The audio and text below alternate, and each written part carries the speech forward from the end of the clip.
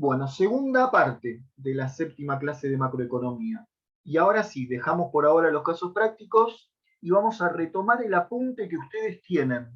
Ese apunte que se llama esquema del bloque temático número 2 de la materia. Dentro de ese apunte vimos la clase pasada la parte 3, que era el sector externo y el balance de pagos. Vamos a mirar algo de la parte 4.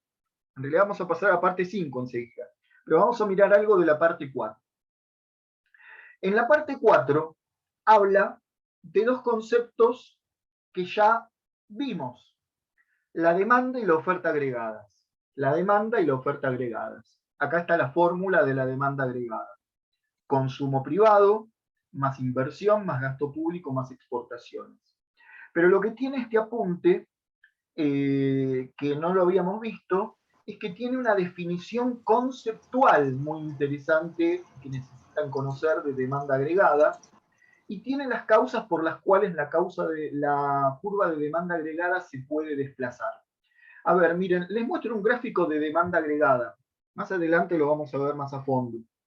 Si yo hiciera un gráfico de demanda agregada, tiene pendiente negativa igual que la demanda microeconómica. Pero la diferencia es que ustedes saben que en este eje se mide el precio y en este se mide la cantidad, ¿no? Y que dependiendo del precio será la cantidad demandada. Repito, esto tal cual lo vimos en microeconomía y tal cual lo van a explicar ustedes cuando le expliquen a un chico una curva de demanda microeconómica. La cantidad demandada, que se mide en el eje de abscisas, depende del precio del bien. Pero eso es una curva de demanda de un bien, microeconómica.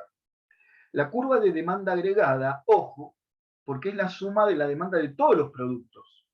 Y como yo no puedo sumar peras más tractores, más kilos de azúcar, más servicio de peluquería, más turismo, más, qué sé yo, toneladas de trigo, entonces se expresa en pesos. Por lo tanto, la cantidad demandada en realidad no es una cantidad en unidades de tractores o de leche, sino que la cantidad está expresada en pesos. ¿Mm? Aunque parezca raro. La cantidad demandada está expresada en pesos. Y también se llama gasto agregado deseado o gasto demandado. Y el precio no es el precio de un producto, sino que es el nivel general de precios de una economía. ¿Mm? Entonces, resumiendo, y les pregunto si hay dudas, cuando yo veo una curva de demanda agregada macroeconómica, estamos relacionando como variable independiente no un precio de un bien, sino el nivel general de precios de toda la economía, un índice de precios. Y en el eje de abscisas, variable dependiente, estamos viendo como cantidad demandada lo que en realidad vamos a llamar gasto agregado deseado. Gasto agregado deseado, la suma de lo que demandamos para consumo privado, más para inversión, más para gasto público, más para exportaciones. Entonces, a mayor nivel de precios, menor será el gasto agregado que se desea realizar. Y si el nivel de precios bajara, como todas las familias van a demandar más, ya sea para consumo privado, para inversión, etc., entonces cuando el nivel de precios baja, mayor será el gasto agregado deseado. Esa es la forma en que vamos a ver a la curva de demanda macroeconómica, demanda agregada. De hecho, miren la definición de demanda agregada.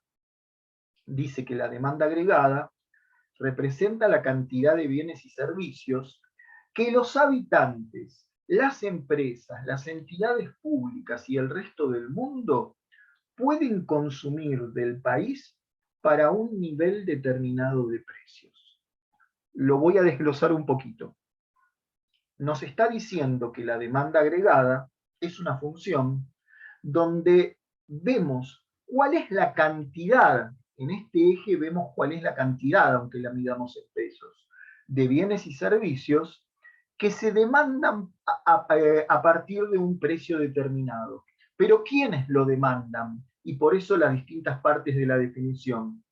La demanda agregada muestra la cantidad de bienes y servicios que demandamos todas las familias para consumo privado, más lo que demandan los empresarios capitalistas en bienes de capital para realizar la inversión, más los bienes y servicios que el Estado demanda para realizar el gasto público, más los bienes y servicios que el resto del mundo nos demanda para que le exportemos. Entonces la demanda agregada, de nuevo, la realizamos 4 sectores. El sector privado, consumo más inversión. Lo que demandamos las familias para consumo privado, más lo que demandan los empresarios privados para invertir en bienes de capital. Pero lo que demanda también el sector público en bienes y servicios, y también lo que demanda el sector externo. ¿Se entiende?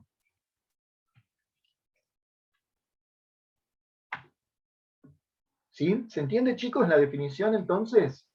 Acá cuando dice Sí, los profe. habitantes Sí. se está refiriendo a las familias.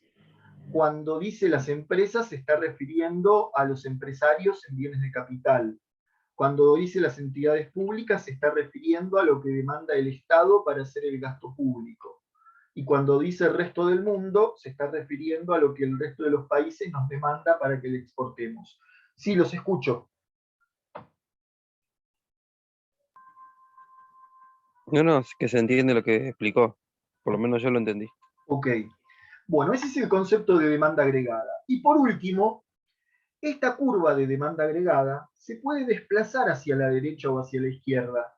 Puede aumentar cuando se desplaza hacia la derecha. ¿Y qué factores exógenos al precio pueden generar ese desplazamiento hacia la derecha? Sería la pregunta. Reitero la pregunta para que nos ubiquemos bien en el tema. La curva de demanda agregada a mí me muestra, por ejemplo, que si el nivel general de precios sube, alta inflación y no te aumentan los salarios. Pongámonos en esa situación. Alta inflación y no aumentan los salarios de la población. Entonces el consumo privado tiende a disminuir. ¿Por qué? Porque ante un aumento en el nivel general de precios, se produce una disminución en la cantidad demandada, que en realidad la llamamos gasto agregado deseado. En este caso sería el gasto para consumo privado de las familias. Se ve afectado ante un aumento de los precios si no te aumentan los salarios. ¿Se entiende la relación con la realidad?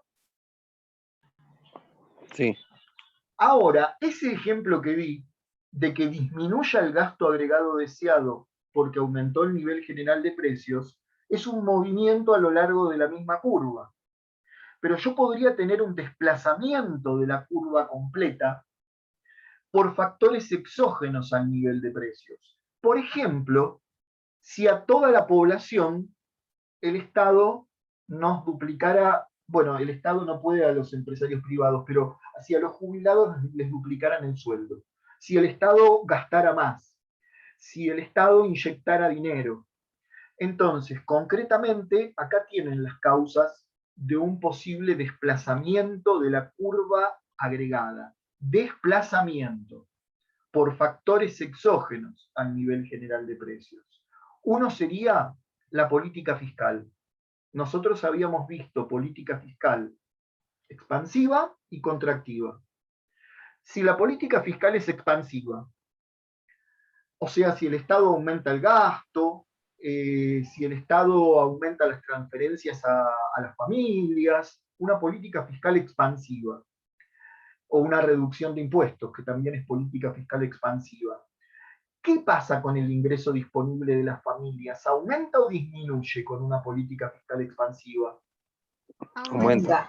Bien, entonces ese aumento en el ingreso disponible haría que la demanda se desplace hacia arriba.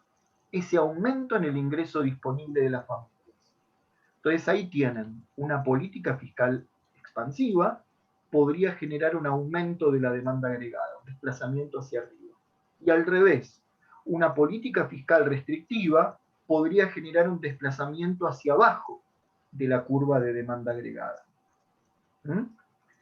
La política monetaria, que no la estudiamos todavía, pero tiene que ver con la cantidad de dinero que circula en una economía. Si hay una política monetaria expansiva, si hay más oferta monetaria, si hay más dinero en la calle, la demanda agregada, ¿qué les parece? ¿Va a tender a aumentar o a disminuir? Aumentar. Aumentar. Y con una política monetaria restrictiva, si el Estado implementa mecanismos para quitar dinero de la calle, al revés. Por último, factores internacionales. Por ejemplo, dentro de la demanda agregada, no solo es consumo interno, inversión y gasto público, sino que también hay un factor externo que son las exportaciones. Si a nuestros socios comerciales, por ejemplo a Brasil, les empezara a ir mejor y nos demandan más para que le exportemos más, eso podría generar también un aumento en la demanda agregada. Ese sería un factor internacional, que el producto bruto del país extranjero al cual le exportamos aumente. Y si el producto bruto, el nivel de actividad de ese país al cual le exportamos, aumenta, nos da posibilidades de exportarle más. ¿De acuerdo? Estas serían las causas de un desplazamiento, las posibles causas de un desplazamiento en la demanda agregada. No va a quedar ahí ese tema, lo vamos a necesitar usar durante todo el año. Pero ahora vamos a pasar más abajo a la parte 5 del apunte, chicos. Vamos a empezar con la parte 5 del apunte, que se llama relaciones ahorro-inversión. A ver, relaciones ahorro e inversión. Recuerden que el ahorro es la parte del ingreso disponible, perdón, el ahorro es la parte del ingreso disponible que no se utilizó para ¿qué? Para el consumo. Exacto, porque el ingreso disponible o se usa para consumo o se usa para inversión. Eso lo tenemos en la página siguiente. El ingreso disponible se divide en dos partes. La parte que se va a destinar al consumo privado y la parte que se va a destinar al ahorro privado. Ahorro privado se simboliza SP. Entonces, el ahorro, a ver, vuelvo acá. Si el ingreso disponible se destina o al consumo privado o al ahorro, es decir, miren por favor, que el ingreso disponible se compone o es la suma de lo que se destina al consumo privado, que va a ser la mayor parte, más lo que se destina al ahorro privado, podemos despejar ahorro privado, pasando consumo, restando para el otro lado.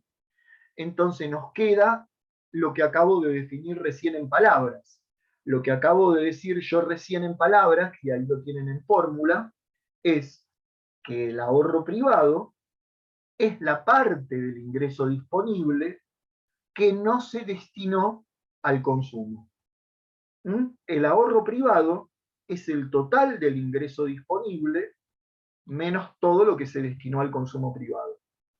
Si el ingreso disponible, por ejemplo, damos un ejemplo numérico, si el ingreso disponible fue de 400 y las familias destinaron, supongan, un 80% de eso al consumo. ¿Se acuerdan que dependía de la propensión marginal al consumo y al ahorro? Si la propensión marginal al consumo es del 80%, propensión marginal al consumo, 80%, las familias consumen el 80% de 400 pesos. Eso daría 320. Entonces, si a 400 pesos, que es el ingreso disponible, le resto 320, que es el consumo, me daría como resultado 80 pesos, que sería el ahorro privado. Justamente el ahorro privado sería el 20% del ingreso disponible. Tendríamos una propensión marginal al ahorro del 20%. Estoy utilizando todo lo que vimos antes, ¿eh? ¿Se entiende más o menos hasta ahí? Bien. Sigamos adelante. Ya dijimos, y lo vuelvo a repetir por tercera vez, que el ahorro privado es la parte del ingreso disponible que no se destinó al consumo. Ahora, dicen los economistas que hay una relación muy importante entre lo que se ahorra y lo que se invierte. Pensemos antes de ir a las fórmulas, a la parte más compleja que son las fórmulas, pensemos intuitivamente. A ver, si en una sociedad, yo siempre daba ese ejemplo en microeconomía, si en una sociedad todo lo que producimos, todo lo que sembramos y cosechamos, todo lo consumimos y no ahorramos nada, si todo lo consumimos, no queda nada para después invertir, ni siquiera unas semillas, si nos consumimos todo, no queda nada para poder invertir después el año que viene e iniciar una nueva etapa de producción. Entonces, si bien es importante consumir para que las familias tengan satisfechas sus necesidades, tiene que haber una parte del ingreso disponible que se destina al ahorro, porque gracias a que existe el ahorro, es que después va a existir la inversión, que con lo que se ahorra se puede llegar a destinar a nuevos bienes de capital que permitan ampliar la capacidad productiva de un país. Si no hubiera ahorro, si nos consumiéramos todo lo que producimos y nadie invierte, entonces no se ampliaría nunca la capacidad de producción. De ahí a que los economistas hablan de una relación, vuelvo al título, entre el ahorro y la inversión. No que son iguales, ¿eh? No que son iguales. El ahorro es la parte del ingreso disponible que yo me guardo, que no lo consumo. Y la inversión es otra cosa. La inversión es la compra de bienes de capital. Son dos conceptos distintos en economía. Pero vamos a ver qué relación tiene. Y acá, atención que empieza la parte complicada, porque vamos a deducir esa relación a partir de todas las fórmulas que vimos. Entonces, ¿qué vamos a hacer? Vamos a tomar la fórmula del ingreso disponible, bien desarmada, desmenuzada en todos sus componentes, y a partir de la fórmula de ingreso disponible, vamos a deducir qué relación hay entre el ahorro y la inversión. Repito, primer paso, partimos de la fórmula de ingreso disponible. Voy a tratar de hacerlo un poquito más simple de lo que está en el apunte. Por eso digo, primer paso, vamos a partir de los componentes bien desmenuzados del ingreso disponible. Ustedes saben que el ingreso disponible, recién en la parte anterior corregíamos un ejercicio, ustedes saben que el ingreso disponible es igual a el Producto Neto Nacional al costo de los factores, es decir, la renta nacional, ¿sí? Producto Neto Nacional al costo de los factores, menos los impuestos directos, menos el ahorro neto empresarial, más las transferencias. Esto sí es una fórmula que tienen que conocer. Además, tiene una explicación conceptual, no es una simple fórmula. Pero vamos a, ¿ven esta parte de la fórmula? Producto Neto Nacional al costo de los factores. La vamos a desmenuzar en todos sus componentes, partiendo del PBI a precios de mercado. Repito, vamos a desmenuzar toda esta fórmula, pero esta ya está desmenuzada. Esta parte, Producto Neto Nacional al costo de los factores, la vamos a separar en todo lo que necesite sumar y restar para, partiendo del Producto Bruto Interno a precio de mercado, llegar al Producto Neto Nacional al costo de los factores. Primer pregunta, Re fácil lo que les hago esta pregunta, no se vayan por ningún lado raro. El Producto Bruto Interno a precio de mercado. Desde el enfoque del gasto, ¿cómo lo calculo? ¿Qué tengo que sumar o restar? Consumo, Consumo, inversión y... inversión. Bien. y Entonces, gasto. acá está. A algunos se los escuchó y a otros no se los escuchó bien, pero me dijeron esto. Si yo quiero partir del Producto Bruto Interno a precios de mercado, pero bien desmenuzado desde el enfoque del gasto, yo tengo que el PBI a precios de mercado, si alguien quiere hacerle una flechita y señalarlo. ¿De acuerdo? Ahora, estamos haciendo lo mismo que hicimos en la parte anterior. Yo quiero llegar a partir del PBI a precio de mercado a calcular el Producto Neto Nacional al costo de los factores. Entonces, para pasarlo de precios de mercado, a, perdón, estaba acá chicos, para pasarlo de PBI a precios de mercado a costo de los factores, tengo la parte que está en violeta más clarito. Le sumo las subvenciones y le resto los impuestos indirectos. Vuelvo a mostrarles. Toda esta parte azul, oscura, consumo, inversión, gasto público, exportaciones menos importaciones, es el PBI a precios de mercado. Si le resto las subvenciones y le sumo los impuestos indirectos que puse acá en violeta, pasé al Producto Bruto Interno, al costo de los factores.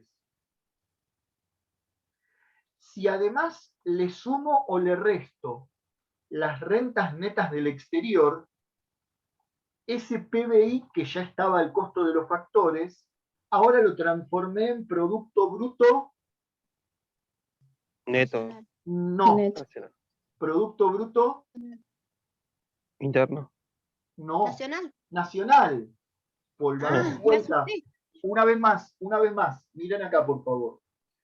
Consumo más inversión, más gasto público, más exportaciones, menos importaciones, es Producto Bruto Interno a precios de mercado.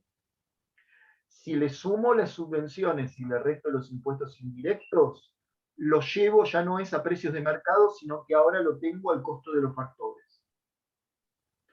Si le sumo o le resto las rentas netas del exterior, ya se me transformó en el Producto Bruto Nacional al costo de los factores. Producto Bruto Nacional cuando le resté las rentas netas del exterior. Producto Bruto Nacional. Cuando le resto también las amortizaciones, ¿en qué se convirtió? Producto. Neto. En neto. Producto neto. En Producto Neto Nacional al costo de los factores. Que ya está, es esto. Producto Neto Nacional al costo de los factores. Ya está, ya terminé. Porque ahora lo único que me falta es restar los impuestos directos, sumar las transferencias y restar el ahorro neto empresarial para poder que me dé como resultado el ingreso disponible. ¿Ven? Acá tengo la fórmula de ingreso disponible, pero recontra desmenuzada. No es nada nuevo en realidad. Lo que pasa es que se complicó porque la desmenucé parte por parte. Y esto ustedes lo van a tener que llegar a dominar. ¿Se entiende hasta ahí o me quieren hacer alguna pregunta? Siempre el ingreso disponible, siempre va a trabajar con el costo de los factores, ¿no? El PBI. Claro, porque por concepto el ingreso disponible era la renta nacional menos los impuestos directos que nos quita el Estado, ingreso disponible, nos quita ingreso disponible, más las transferencias que el Estado nos da, más ingreso disponible. ¿Y sabes? ¿Se acuerdan por qué? Porque por ahí no se acuerdan.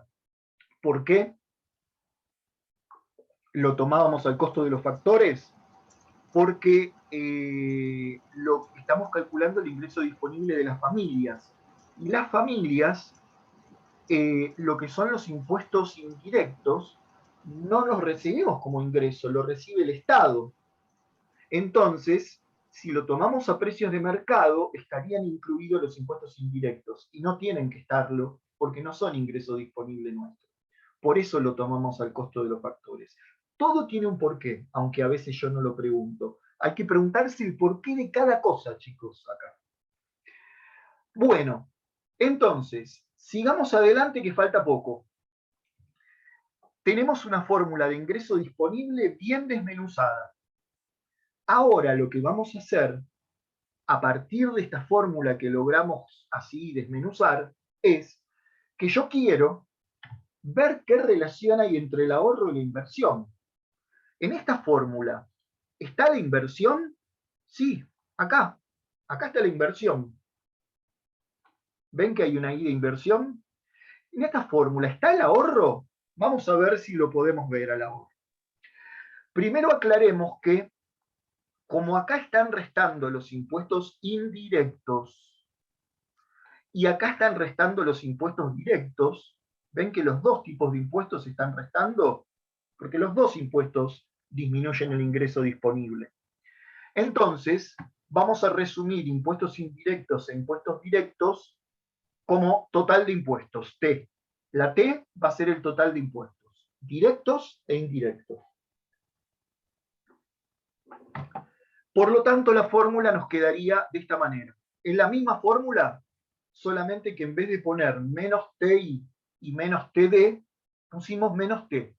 Ese menos T incluye los impuestos, restando impuestos indirectos y directos. Pero ahora, atención, ahora yo voy a tratar de agrupar de un lado de la igualdad que tengo solamente el ingreso disponible. De un lado de la igualdad, todo lo que tenga que ver con el ahorro, escuchen esto, el concepto de cómo lo voy a hacer, porque si no después lo terminamos mecanizando y no hay que mecanizarlo. Yo voy a intentar agrupar de este lado de la igualdad todo lo que tenga que ver con el ahorro y de este lado de la igualdad todo lo que tenga que ver con la inversión. Empecemos con el ahorro. Nosotros dijimos que el ahorro es el ingreso disponible menos el consumo. El ahorro privado, digo, el ahorro de las familias, es igual a todo el ingreso disponible de la población menos lo que se destina a consumo privado. Entonces voy a ver si puedo encontrar la fórmula de ahorro privado dentro de esta. Y fíjense que sí, porque de este lado tengo el ingreso disponible y este consumo que está del otro lado sumando, lo puedo pasar restando. Lo puedo pasar restando. Entonces, por eso no es un capricho. ¿Por qué esta C que está positiva del lado de la derecha la voy a pasar restando para el lado de la izquierda? Porque yo quiero que me dé como resultado el ahorro privado, el ahorro de las familias. Ingreso disponible menos consumo me da el ahorro privado de las familias, al cual además le voy a sumar el ahorro neto empresarial que está restando de este lado, y lo voy a pasar sumando para este lado, porque el ahorro de los empresarios también forma parte del ahorro de las familias. No es de todas las familias, es el ahorro de los dueños de las empresas, pero es ahorro al fin. Entonces, en síntesis, chicos, porque dije muchas palabras y en realidad hice solo dos cosas. Al consumo privado lo pasé restando para la izquierda y al ahorro neto empresarial lo pasé sumando para la izquierda. Los puse entre paréntesis y esto es el ahorro privado. Ya tenemos del lado de la izquierda el ahorro privado de las familias. Ahora, resulta que no solo ahorran las familias, el Estado también puede ahorrar si tuvieran un superávit fiscal, si gastara menos de lo que le ingresa. O el Estado puede desahorrar cuando tiene un déficit fiscal. ¿Me siguieron? Reitero. Este es el ahorro privado de las familias, lo vuelvo a señalar. Pero el Estado también puede ahorrar si tuviera un superávit fiscal, si el total de lo que recauda fuera mayor de lo que le egresa. Entonces voy a poner entre paréntesis el ahorro del Estado. Es otro tipo de ahorro. En lugar de ahorro privado, se llama ahorro público. El ahorro del Estado. ¿Qué hago? Miren, ¿cuál es el principal ingreso del Estado? Los impuestos, ¿se acuerdan? Entonces, esta T de impuestos que está acá restando, del lado de la derecha, la paso sumando para el lado de la izquierda. Sumando con signo positivo, porque es lo que el Estado le suma, recauda, ingresos públicos. Y voy a pasar restando los egresos públicos.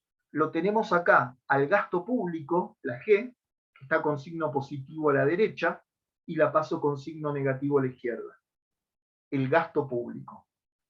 También tengo otro gasto del Estado que son las transferencias, que no forman parte de la G, pero también es un egreso del Estado. Como acá está sumando, la puedo pasar restando para el lado de la izquierda. Y por último, los subsidios a las empresas, que están del lado de la derecha sumando, los paso para el lado de la izquierda restando. Fíjense que no vulneré ninguna regla matemática. ¿Sí? Eso no se puede hacer. Todo lo que está sumando lo pasé restando. Todo lo que estaba restando lo pasé sumando. Respeté todos los signos matemáticos. Pero no solo respeté los signos matemáticos, sino que logré un concepto macroeconómico.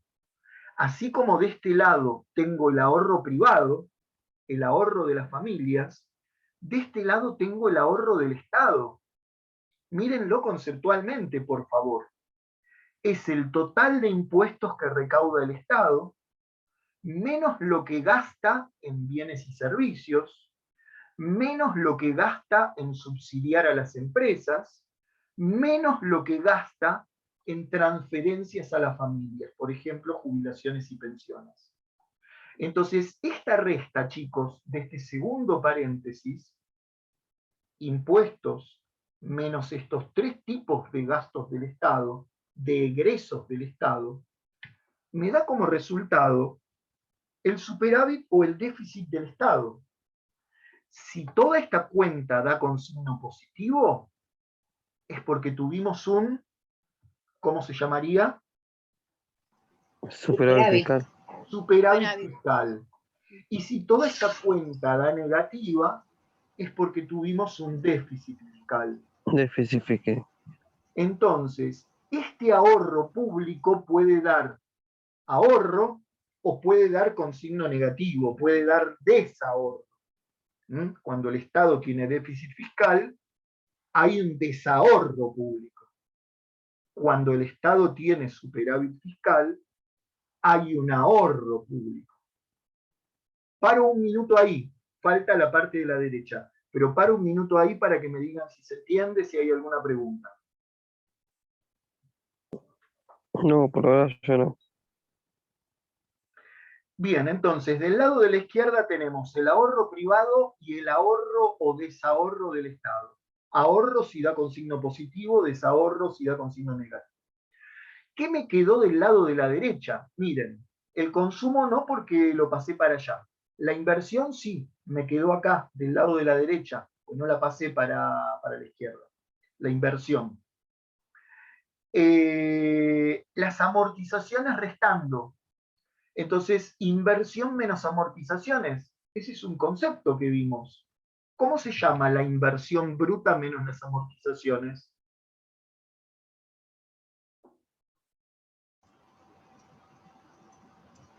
Reitero la pregunta.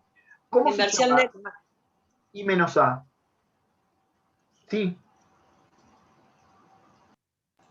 La inversión neta. exactamente, quería que lo repitieran. La inversión bruta, que es la I, menos las amortizaciones, es la inversión neta. Entonces ya tengo separado en tres conceptos. Ahorro privado, ahorro público, y lo estoy relacionando con la inversión neta. Lo que me quedó afuera son tres cosas. Miren, me quedaron del lado de la derecha las exportaciones menos las importaciones, porque no las pasé para ningún otro lado, y me quedaron sumando o restando las rentas netas del exterior. Nada más, porque todo lo demás pasó para el lado de la izquierda. Ahora, eso que me sobró entre comillas, eso que me sobró, exportaciones menos importaciones, más menos rentas netas del exterior, teniendo en cuenta que las exportaciones incluyen las exportaciones de bienes y de servicios, y las importaciones incluyen también importaciones de bienes y de servicios. Todo esto no tiene relación con el tema de la clase pasada. ¿Qué es todo esto? La balanza de pagos. ¿Pero ¿No qué es? parte de la balanza de pagos? de pagos. El resultado de la balanza comercial más, a ver, El la- saldo de cuenta el corriente de saldo resultado de la balance de pagos. balanza neta, ¿puede ser? Entonces es el resultado de la balanza comercial más la de servicios más las rentas Más las netas del rentas. exterior. O sea que todo esto es el saldo de la cuenta corriente Cuenta del balance corriente. de pagos. Exacto. Bien. Entonces reitero para todos. Todo esto es el saldo de la cuenta corriente del balance de pagos. Conclusión, chicos. Y hasta ahí llegamos por hoy. Conclusión.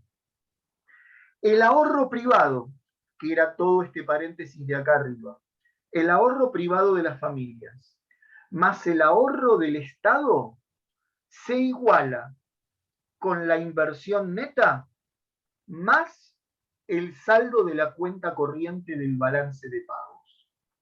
Dicho en palabras, el total del ahorro, ahorro privado más ahorro público, va a ser igual siempre en una economía a la inversión neta de ese país más el saldo de la cuenta corriente del balance de pagos, que también se llama ahorro externo.